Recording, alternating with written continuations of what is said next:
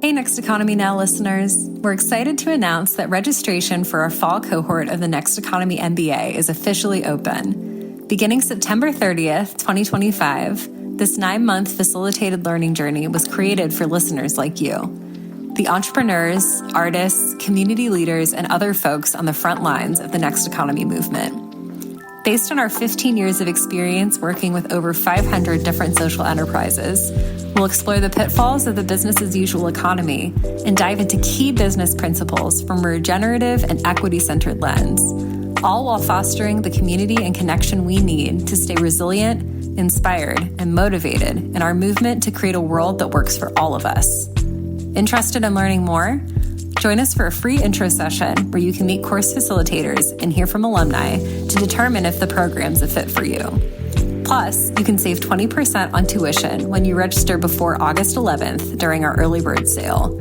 Get started at lifteconomy.com/MBA. Thanks for listening. And now, onto the show.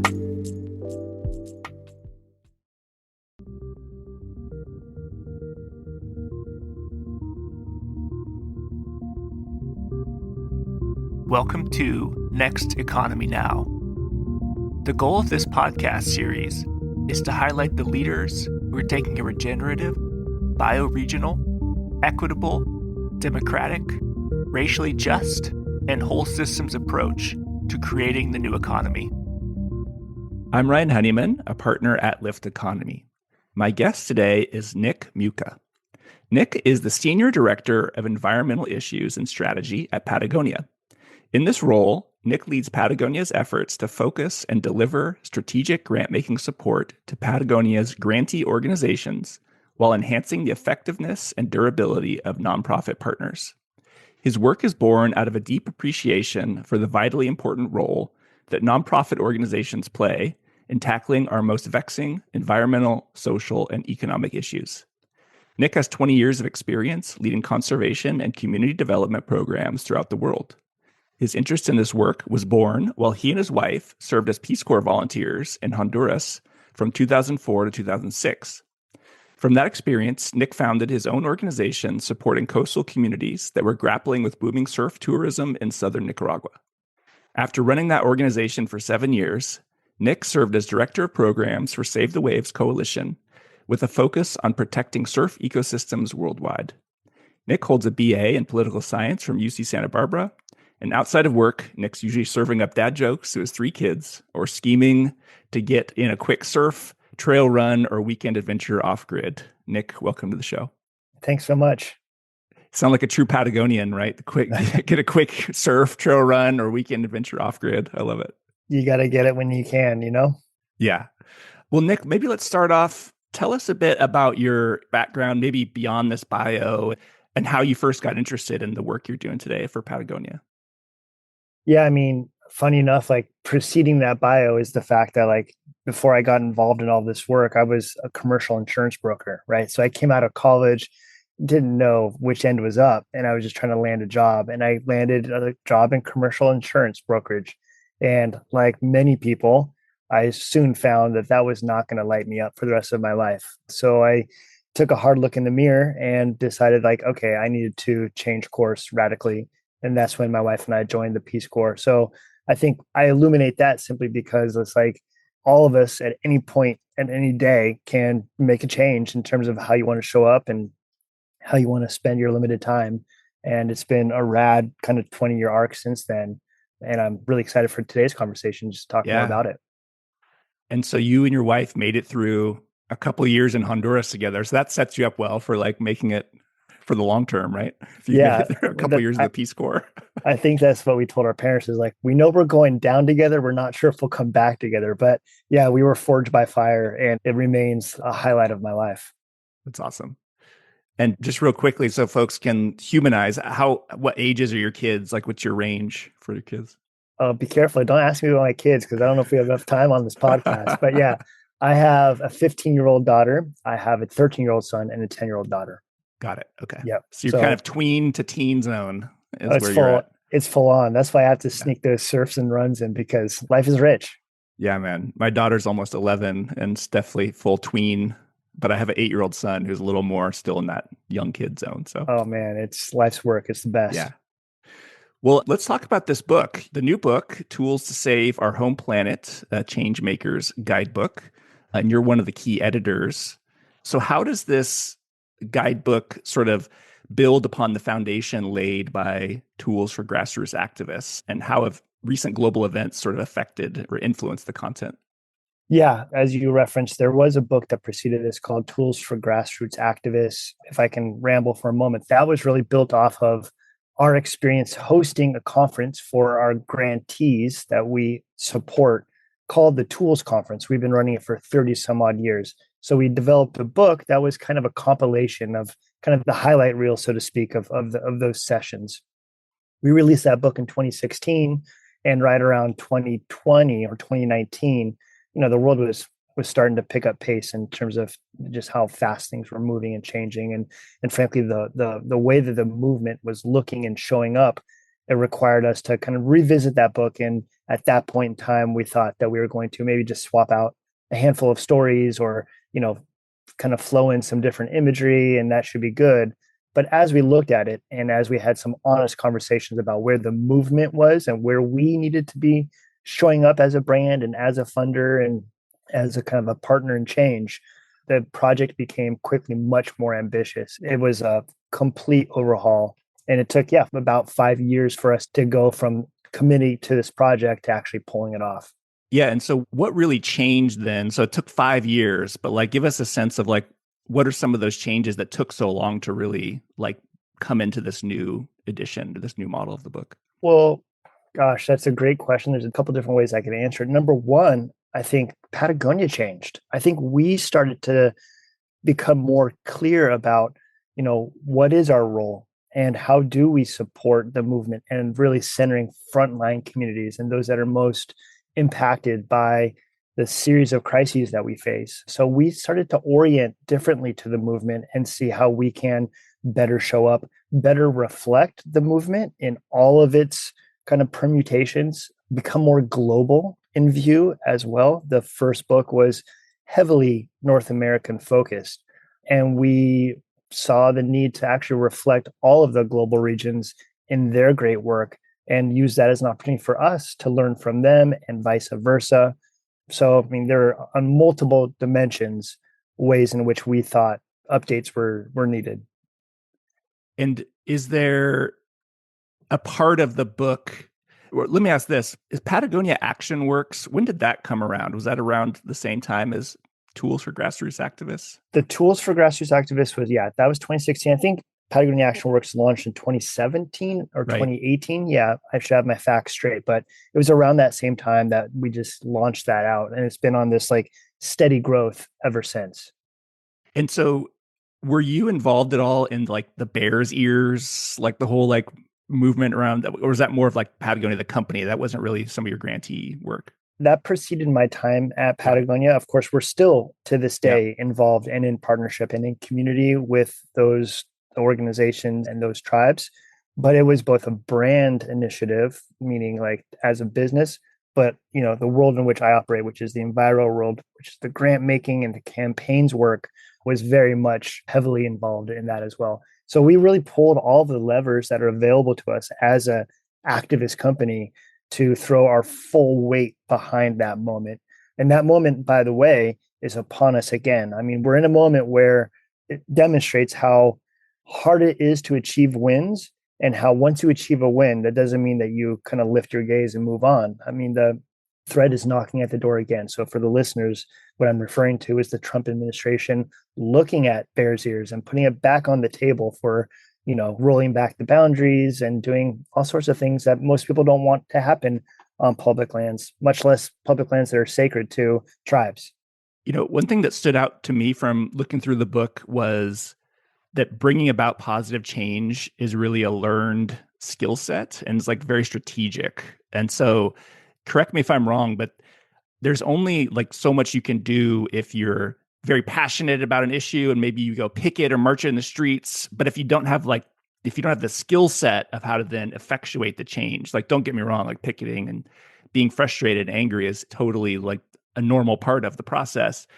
But what I picked up in this book seems to be like, what is the skill set you need to learn to actually do the change? Is that what you're sensing as well? Absolutely. Yeah. I mean, I could talk about this at length. I think I am a great example of somebody that had a ton of passion and poured himself into it and didn't have my strategies and tactics in place. And therefore, my impact was minimized, right? So, like, I started a nonprofit organization. I was all passion and we did great work, but there were some like very basic things that I just overlooked in my rush towards action that ultimately undermined our effect. And so, yeah, the note to the listeners is like, take this very seriously. There is a craft to this as well, right? So, of course, that passion and that interest and you being eyes wide open to the need is what is going to propel you. But what you really need is a structure and a focus and a strategy to actually deliver upon that, or else, you're just going to kind of burn out. Maybe for listeners, a passage in the book stood out to me. I want to kind of summarize some of the things. I think it really doubles in on this point. So there's a chapter in the book called Win with Legislation with Kai Anderson from Cassidy and Associates. And what stood out to me was Kai, he talks about 11 steps for a successful lobbying meeting with a member of Congress. So this is fascinating for me because I have no idea how you would effectively have a meeting with a member of Congress, but I want to walk listeners through some of these steps because I think it's really important. So he says, 1, start with a thank you. Know that this is one of 20 other meetings this congressman is doing or congresswoman is doing this day. 2, have brief introductions. You probably only have 15 to 30 minutes to meet. 3, confirm the meeting length because they might get pulled away. Things like proceed with your presentation, but make a request early. So preview your request because, again, a congressperson might get pulled away. Provide concise documents like photos to connect them to the topic. Invite questions and answer them very succinctly. Ask for advice and counsel. What would you do if you were in our shoes? What can we do to earn your support? Invite a field visit, in the meeting on time and follow up with a thank you note. Email is fine within 1 to 2 days. And so that kind of level of detail is really interesting for me as a sort of non-trained activist, because I think it shows you, yeah, you can be really passionate. You can go meet with your member of Congress, but if you don't know that they literally have 20 other meetings and they only have 15 to 30 minutes for you, you could just be doing introductions and they get pulled out of the meeting and you never even got your point across. So I don't know is that kind of what you've seen as well, Nick, in your work? Absolutely. Yeah. And I'm glad you pointed to Kai because Kai is an absolute Jedi in the world of like lobbying. And yeah, that's how this book I think is very useful. I mean, if I may, the book starts, what we're trying to do is demonstrate the arc of somebody that wants to make change. And yes, we're pointing primarily to environmental justice issues, but this translates to anything that you see in the world that needs to be addressed. And it starts with introspection. It starts with getting really clear about what is that thing that you are pissed off about or that you want to change. And then there's a proven way to go from me as an individual that's enraged about something to then showing up as a volunteer to kind of test the waters and see where and how you might start to invest more of your time. And then dare you take the leap of actually committing full time to something. How do you show up within an organization? How do you work with staff and board and volunteers? How do you work with other organizations and build alliances and coalitions? And how does that translate into something bigger than that, like a movement? How do you fundraise? How do you lobby? How do you communicate effectively? And so Kai Anderson's piece in there is one little sliver of this pie of like, wow, there are so many time-tested ways to show up at each of those stages and do it well versus fumbling through it or maybe getting stuck at that point because you haven't shown you're capable to do more than that. So yeah, I don't know if that answers your question. And what's cool about it as well is that anybody that maybe you are just curious about getting involved with something, or maybe you're a seasoned professional, maybe you've already been doing this for 20 years, you can pick this book up and find where are you right now and improve your practices there. And if you're bold enough to be a seasoned activist that's been proven in the work itself, but you want to re-engage on a different issue, like you can use this as a roadmap to reinvent your path and explore new terrain. You know, from your experience working with grantees and, being part of the conference that Patagonia puts on and just working in the nonprofit, what percentage of people have the level of skill set that's actually in this book? Yeah, I mean, in my experience, I have found that yes, there are certainly people that are just naturally gifted strategically. They're able to look around corners and ensure that, the goals that you're putting out there and the future that you want, they're able to achieve, regardless of the barriers in the way.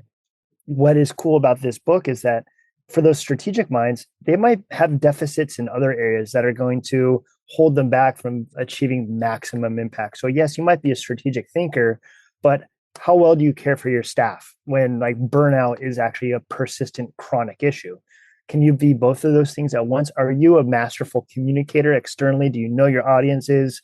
Do you know how to fundraise? And so hopefully all of us are improving across all of those domains. But I do agree with what you asked, which is, I think that strategy piece tends to be missing a lot because people jump into this work, as already noted, full of passion and thank God with like idealism. But sometimes what falls by the wayside is actually thinking critically and knowing precisely what is your target and how are you going to hit it. Yeah. And I think honestly, now that I think about it, it's the same in the business world. You could have people jumping in with passion who have no idea how to run a business either. So it's not just a sort of activist issue. Yeah. I think it's just people tend to like want to jump into things without having the most strategic approach. Totally. I mean, I'll just say this because I just ran across this yesterday. And it's not related to this book at all, but Seth Godin, who is, just prolific, he has a new book called Strategy, I think. But strategy is the philosophy of becoming, right? So if you want to become this thing, like, how are you going to do it and like live into that and like manifest it, not on paper, but in real life? And so there are people that can do that really well and other people that need a lot of help. One other thing that I've struggled with in terms of activism is I know it's a limiting belief, but I often have a challenge with categorizing or othering the other party as like some terrible, evil, like say corporation or like movement, or it feels like a lot of activism can be look at this terrible other person or organization. And for me, it's always a lot more gray, it's a lot more complex than just like this company is bad or this group is bad. And so I don't know if you have any tips on like how do you still seek change, like make positive change, but not fall into the trap that we hate, which is like all progressives are crazy activists, Marxist socialists or something. Like how do we also maintain the humanity of like the other side? I don't know if you have any thought. Nuance happens to be a limited resource these days, right? And it's very easy to have this caricature of the other side or, the other side of the argument. And I do think that there's a lot of inherent limitations in defaulting to that. I think that sometimes you lose opportunities to actually join causes with somebody that you might initially think is whatever, too Republican for you or too Democratic for you or too rich for you, whatever you want to cast on that party. And if you flip that, activist Bernice Johnson Reagan, I'm reading from the book right now. I love this. She says, if you like everyone in your coalition isn't big enough. So if we're trying to really drive sweeping, meaningful change, you have to be in coalition and partnership with people that you don't like, who you might be quick to, have an opinion about and be vocal with that opinion about. So turn those criticism and those critiques and those caricatures into coalitions. That's such a powerful statement. And I actually was seeing it earlier in Kai's article or sort of chapter in the book. He talked about, I do some stakeholder mapping before I even think about working on an issue. He's like, if I'm trying to protect a natural area, it might be working with hunting groups, or like the Republican congressperson or, Bighorns Unlimited or like some of these like just random groups that you might say, oh, well, they're not 110% progressive aligned on everything. But then like you're saying, you sort of miss the opportunity to maybe actually get the thing past the finish line. Yeah. Isn't it a lot more fun to work with people on something that's positive and constructive rather than just tearing each other apart over scraps, right? Like if you can join together the common vision, I mean, you get to use your energy in such a better way, and that will ultimately drive towards your intended outcome versus proving or minimizing or, insert what we do with that more negative energy. We're in a moment right now where obviously politics are what they are right now. And it's very easy. And I fall prey to it basically on a daily basis of having some very convenient labels for people that, like, we're talking about public lands right now. It's very easy to say, well, people that want to do this or that to public lands are inherently flawed and bad. And I would argue that, yeah, we might have a lot of differences of opinion, but I'm flawed by calling them flawed. Right. Yeah, maybe it's a side discussion, but from parenting, I don't know if you've heard of the book Good Inside for Dr. No. Becky. Oh, She talks about, I've heard of Dr. Becky, but I haven't read the book. for sure. She talks about the most generous interpretation, which is something I've been on a lot recently, which is like with kids, with parenting, the least generous interpretation is like, this kid is defiant and like out of control. But like the most generous interpretation is like, they're probably just super tired and they had like a really rough day of school. And, they want to just pick what snacks they want. They don't want somebody to tell them what they can have. That's like the more generous. So I feel like in activism and in business, leaning into the most generous interpretation of what the other side might want is probably going to be helpful. Not that we have to approve of, like, let's say the Trump administration wants to turn Bears Ears into like a natural gas fracking. We don't have to like say that, we don't have to approve it, but what's the most generous interpretation of their desire to do it? And it might help us be more effective in our response rather than assuming like, oh, maybe they hate the native tribes or maybe they hate sort of the local environment or something. I think we can fall into those pretty easily. I mean, absolutely. I agree. And I think what we're pointing at is like to do all of this outer work, like it really predicates like inner work. Like how do we condition ourselves through practice to have that type of openness to people that we are instinctually averse to? So, I mean, we're talking about like the Trump administration, public lands, and like, oil and gas and mineral extraction on places that we all consider, it's sacred homeland for tribes. It's where we recreate. It's where we find peace and solace. It's really easy to get pissed off and cast, right?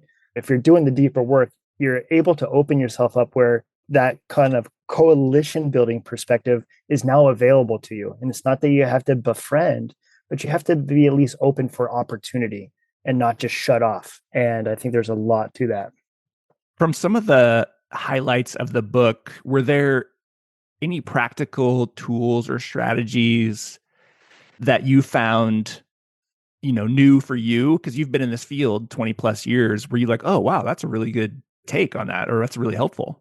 It's like on page 2 or page 3 of the book. Honestly, it is the beginning of the book, and it is by Annie Leonard, who ran Greenpeace for a number of years. She's an absolute legend and, a hero.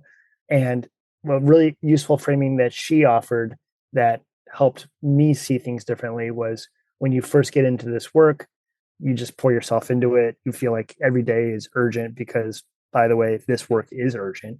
And so you treat it like a sprint, like you're just giving all of yourself to it every day. As you deepen in the work and you've been in it for maybe some years, you realize that, okay, you can't sprint all the time. You need to pace yourself. This is now a marathon. You want to be in this for the long haul and still have some semblance of wellness. Pace yourself. The insight for me was when she noted that this is neither a sprint nor a marathon. This is a relay race. And so how do we bring all we got and make sure that we're bringing other people along and passing that baton? That can be, passing the baton laterally to neighbors or to, friends or, other church members or whatever it may be, bringing people in, but also like intergenerationally. How do we bring our kids into this work? Or how do we bring our parents into this work now that they've retired? So it's just like this 360-degree baton pass. That's where the power is. Not about me sprinting or me pacing myself, but bringing people along all the while. And that intergenerational piece, I actually think, is noteworthy because anybody that's been in this work for a while, you realize just how slow moving it is, right? Any of these projects or things that are complex and vexing. I mean, you think, okay, for example, I was working to create the first state park in Baja California, and we had it all mapped out. We kind of knew our approach, and we're like, okay, I think within 2 years, we're going to get that done. So we wrote the grants, we got the funding, we got the support, we made the films, we met with the officials. And what happened was by the time I transitioned out of that organization, it still hadn't been done. But somebody came in and backfilled me, and it took them 2 or 3 more years to get it across the finish line. Now there is San Miguel State Park in Baja. So it is the first state park in Baja, but I was so naive to think it was going to happen within 2 years. These things take time. There's so much complexity. So what I'm trying to get to ultimately is that, like, intergenerationally, Aaron Hill, who's wrote the final chapter, final piece in this book, he took the baton from his dad, who was like a legend of a conservationist and activist, Bruce Hill. And so you get to see how even between father and son, some of the things that Bruce was working on are things that Aaron is still working on. And maybe Aaron will be able to get across the finish line on all the fronts, or maybe he's going to have to pass the baton and have other people follow him. So it's nonstop. Yeah. It's a beautiful metaphor because for me, it actually changes how you can be a leader if you're not thinking of like, how do I sprint and how do I marathon? Yeah. It actually changes the dynamics when you're like, how do I set this up so that other people can take the baton? It's just like a whole different set of skill sets. Yeah. I mean, I think another metaphor or ism for this is like perceiving yourself as somebody that's just going to muscle through it and work harder than everybody else. You kind of take on this can do it. Like, I'm Mr. Can Do It. I'm going to get it all done. And what we need to shift is not being a can do it, but a conduit. So how do we enable things to work through us and strengthen the work all around us in a way where we're kind of like a nexus for change versus like this change agent that is centered in the story? Love it. Any other inspiring examples of wins? Because I think people need those nowadays. It's like, what's some wins that we can pass along to folks to get them hopeful that things are possible? Yeah, I'm right there with you. I think we do need wins, and they are an effective offset to the news cycle that we're all scrolling through every day. I love talking about the most recent win up at the Klamath River. So in the first chapter, we have Amy Bowers Cordalis, who is a Yurok woman. She's a fisherwoman. She's a lawyer by trade. And her community, the Yurok tribe, the Klamath River has been their ancestral homeland and their place of sustenance and tradition for, time immemorial. Well, then the federal government comes in and builds a series of dams on the Klamath River. They've been there for decades, and it just seemed like this was a foregone conclusion. You don't take down federal dams when there's a series of them very easily. That's as David and Goliath as you could imagine. And the win is that Amy and her community and a coalition of other organizations and stakeholders didn't let the outsized challenge scare them away. And they stayed steadfast in that work for years and years. And through that, they found opportunities, and the Klamath dams came down recently, the largest dam removal project in history. And so, for anybody that's like, wow, I would love to get involved with A, B, or C issue, but that just seems like kind of a fool's errand. No, look around, read the literature, and you will see that like there's actual outcomes, true success stories, present day, despite all of the challenges and headwinds. But you don't do it just by being passionate about it. You do it by like honing the craft and being like as tight on your strategy as you can be. Yeah. Beautiful example. It brings up something for me, which I was talking about recently on our other podcast, Beyond the Bee, about the need for, because one of the challenges right now is especially around like diversity, equity, inclusion, but also environmental things. And I'm thinking of like intersection with indigenous tribes is like, what is performative? And then what is actual or substantive work? And it really came down to, in this conversation, the woman who's based in Canada, actually Indigenous woman, was talking a lot about like the relational aspect is what makes something authentic versus performative. So like my example was in my email signature for a few years, I had, I live and work on unceded Coast Miwok land, because I thought like I want to be seen as a progressive white dude with like an email signature that does that. But then I had a brother-in-law who asked me, he's like, well, do you have any relationship with that tribe? Or like, what do you just put that on your email? And I was like, yeah, I don't. I just put it on my email, really. And then she was helping me see like it's relational. So it's like, how do I have a relationship with that community?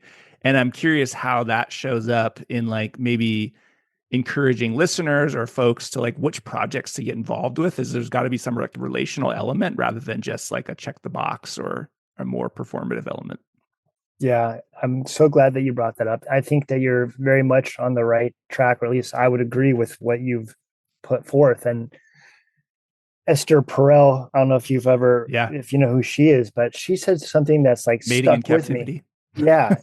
Yeah. And beyond and beyond. Like she's done so much great work. And I hold this to be true, which is that the quality of your relationships determine the quality of your life. Full stop, right? Like all the relationships in your life will determine, how this goes for you. I think that extends to this work. So the quality of the relationship that you have with a community or a stakeholder or an adversary, that will determine the quality of the outcome. Like you can't just skip the relationships or, to your point, be performative and like tell people you have a relationship with, this particular tribe or this decision maker. Like, no, actually, what's going to move the work forward is you, however you see fit, improve and deepen that relationship. And typically in this work, the best way to forge a real durable relationship is twofold. It's predicated on the questions that you ask. So I think a lot of people can come in and talk and really claim how important the relationship and this other community is to them. I think you will be judged by the questions that you ask versus what you're saying. And then how well are you able to actually listen and act and partner on the things that you're hearing back. And by doing that, now you're breathing life into a real relationship. Whether you want to talk about to other people or not, there is something material there. And that is going to be the lubricant to move things forward. It's going to reduce friction. It's going to open opportunities that you can't fake. Yeah. And maybe even there's an element of relational with your quote unquote adversaries, right? It's like, if I'm just shouting at them and like sort of saying you're terrible, but it's like, hey, maybe I'll like grab a drink with them. Like, what keeps you up at night? Like building a relationship probably helps your movement, even with adversaries. Yeah. I mean, we're going down a lot of paths here, but it also happens to help you. Like as a individual human that is like trying to grow muscularity and empathy, trying to grow in terms of your ability to connect with people that are different from you, that's ultimately a good thing, projects aside. And so, that relationship building is not only for your intended target that you're trying to achieve, it should be, again, around you at all times. Well, Nick, is there anything that we haven't spoken about that you feel like listeners should know about the book or any of the key messages or anything you want to get out? As we noted earlier, this book should be tracking the arc of an activist or a change maker. So don't be afraid to start at the very beginning, like humbly setting a very low bar for yourself. I think sometimes people, Senator Cory Booker, I've used this quote ad nauseum in my own life, is, he said, don't let your inability to do everything undermine your determination to do something. And I say it often because I do that all the time. I'm like, oh, I can't do it. I can't, whatever it is, that seems too big. Well, shame on me for thinking too big at first. So do something small. You can, you don't have to go join a climate march. You don't have to engage in nonviolent direct action at first.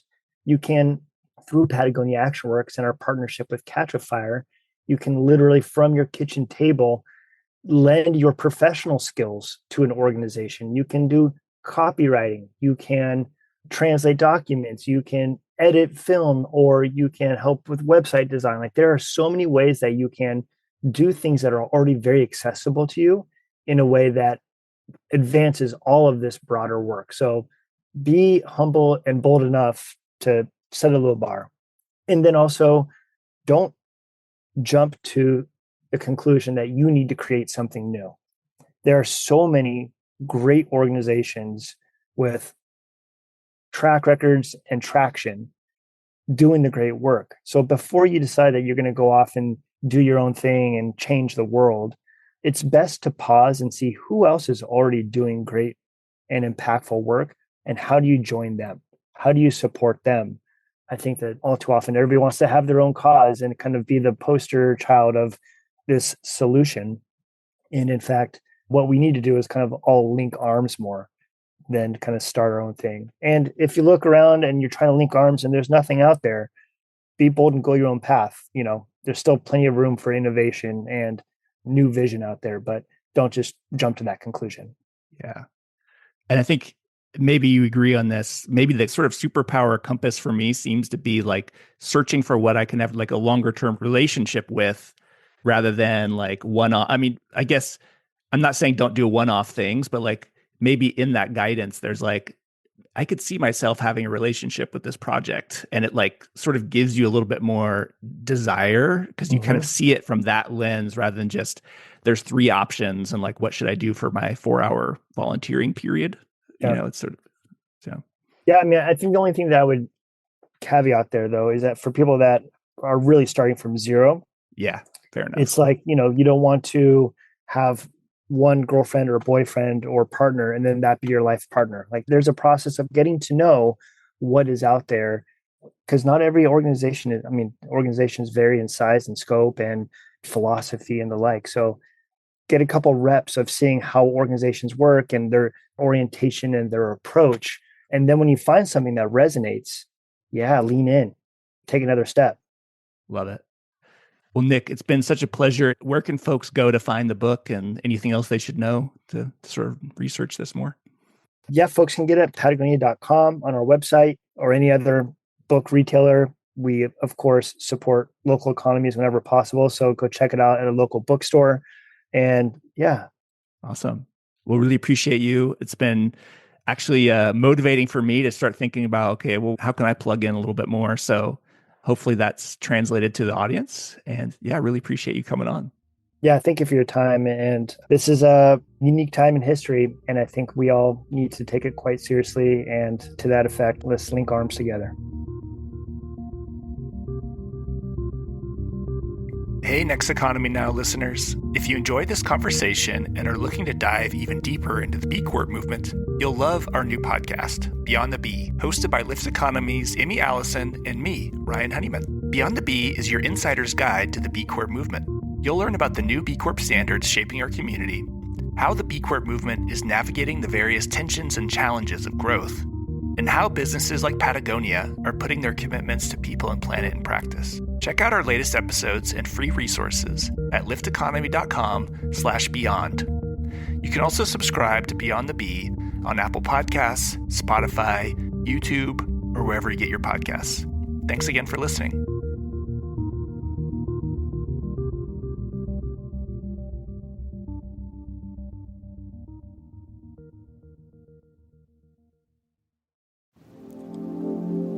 Hey, Next Economy Now listeners. I'm Anayana White, a Lyft Economy Next Economy MBA alum and the head of communications at the American Sustainable Business Network, ASBN.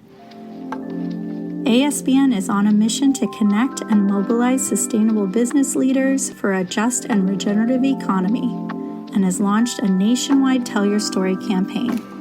Legislators and media are reaching out to ASBN for the stories and insights into how businesses are being affected by the current administration's policies. Do you have a story to tell? Use our guiding questions to craft and tell your story today at bit.ly/ASBN Tell Your Story. And find out more about our areas of impact and membership at asbnetwork.org.